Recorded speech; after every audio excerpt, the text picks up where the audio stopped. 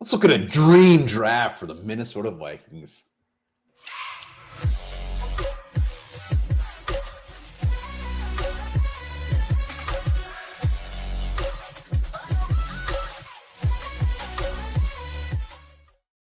All right, welcome back to Onebar and Lupagus Show. I'm Onebar with Lupagus, and a wonderful quote from the movie Rudy.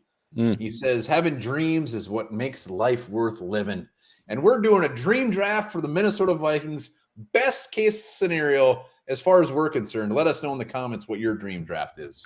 Yeah, it's best case scenario, but it's also realistic. Like, none of these are too big a stretch. There's a couple little bit. And that's the thing to remember. Like, we all get so hung up on these rankings, what we've been looking at for the last 3 months. When the draft actually starts, those things get shuffled up so much. So don't be surprised if someone's there later, goes off earlier. That's what happens with the draft. But before we do the dream draft, be sure to subscribe to the channel, like the vids, comment as well. Don't forget, on draft night, 4:36, we'll be tailgating, beers, giveaways, latest draft buzz.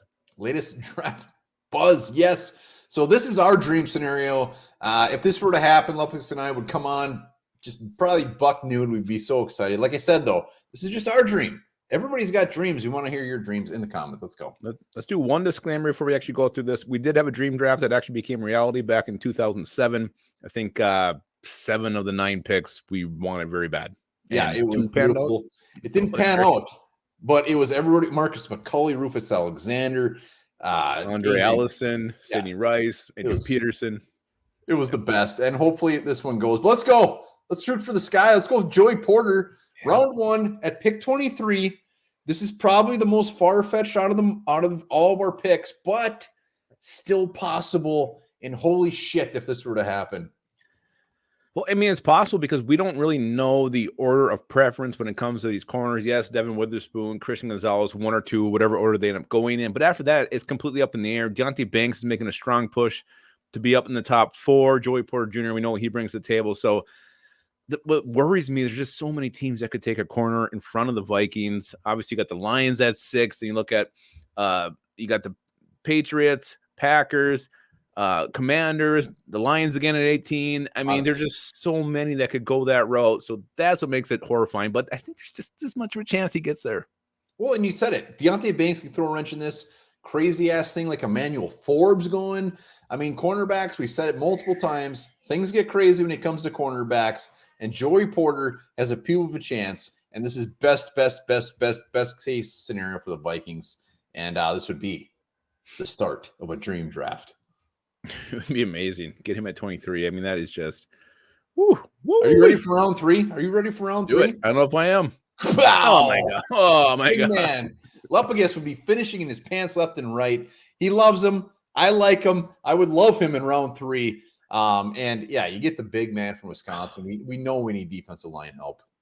Getting this guy at 87 would be a huge score for the Vikings. Where he ends up inside or at a 5 tech remains to be seen. But I love Keanu Benton, and he's got the power, he's got the size, and I think he can be a pass rusher. I think that can be a part of his game that can be developed moving forward. I think he can be an all-around guy, one of these guys who can take over on the inside, which is what the Vikings defensive line needs to have. And if you don't get one in round 1, Keanu Benton in round 3 would be a huge score.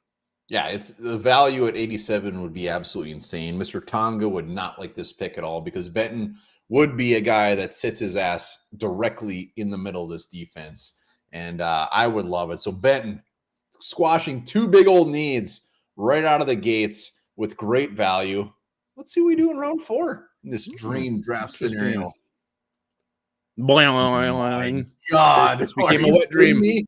This is a wet dream. I made a mistake. The dream has suddenly become moist because we just got Rasheed Rice, wide receiver, and round 3, round 4, even at the end of round 2, those receivers start to get instantly just kind of tossed in together because there is a very, very good group when you get into that group or into those rounds. And Rasheed Rice could be a guy that actually slips to round 4. And we've talked about him multiple times. The dude just makes it happen after the catch. He puts up a shit ton of stats he's done at SMU. Love him. Love him. Yeah, he's one of my big first draft crushes of this season. And you said it, like, you don't know there's a big old glob of wide receivers that, I mean, what separate them means this much. So maybe one team wants a certain thing in a receiver, so they go a certain route. Those kind of factors are the things that could push Rasheed Rice down the board. Maybe some teams have taken receivers already that have the need. He's still floating there, doesn't quite fit what the other teams are looking for. So him getting around 4, yeah, it doesn't look overly promising right now, but it could happen, and I'd be damn excited. Well, and let's put it this way. The Rasheed Rice is the dream, but you get the Mims, you get the Tillmans into the mix here. It's any of those guys would still be a dream. And I think one of those guys will definitely be on the board when the Vikings pick round 4. Wow. It's a dream. Wow. We got round 5. Put your diaper on because it's going to get wetter. Oh my God. Oh my God. Ivan Pace, the sack master, the short arm man from Cincinnati that, like Rasheed Rice, just puts up numbers and is producing left and right. Round 5. Could you ask for anything more? No, I mean, worse. I mean, he would be a special teamer year 1 because he's still got Jordan Hicks on the field next to Brian Asamoah. But this guy is just lightning quick. He's so explosive. He just plays kind of reckless. And just think, in a year down the road, if these two end up starting, Pace and Asamoah, it's like you got 2 linebackers who look like they're full-blown high on cocaine because they're just going balls to the walls, nuts every single play. 2 linebackers who play with reckless abandon. That's what I want. Big thing, obviously, Pace. He's he's made it known that he can get to the quarterback. Is he a 3-down linebacker? Not so sure, but in round 5, who gives a shit? Take a chance, and this would be beautiful. And let's finish this thing off. Double dipping at cornerback with one of our favorites, Riley Moss, a guy that, again, is just, who knows where this guy's coming off the board. If he went in round 7, I won't be surprised. If he went in round 3, I won't be surprised. So we're snapping him in round 6. The ball hawker. We play corner, we play safety. Who gives a shit? He's going to be wearing purple.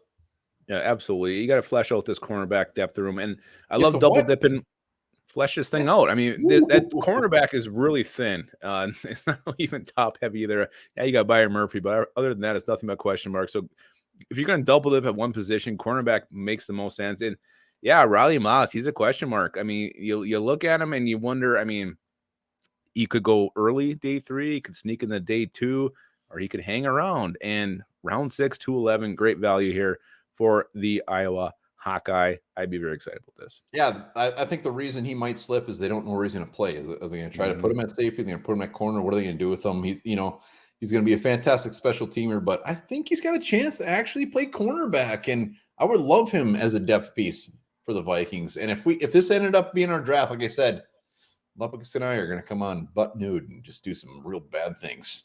Yeah, this would be absolutely sweet. This would be one dream that I'd wake up rock hard on if I didn't already finish in the sheets. No, you're already finished. Let us know what your dream draft might be in the comments. Be sure to shoot for the moon. This is a dream. This is a dream. Little past realistic. A little bit, but not that far-fetched. Not that far. I think it's still in the realm and universe of realistic ability. But also, when you think of this dream draft, remember this. In the U.S., the average male loses his virginity at 17. The average female loses hers at 17.3 age. Davy Chains was 9. Oh, my God.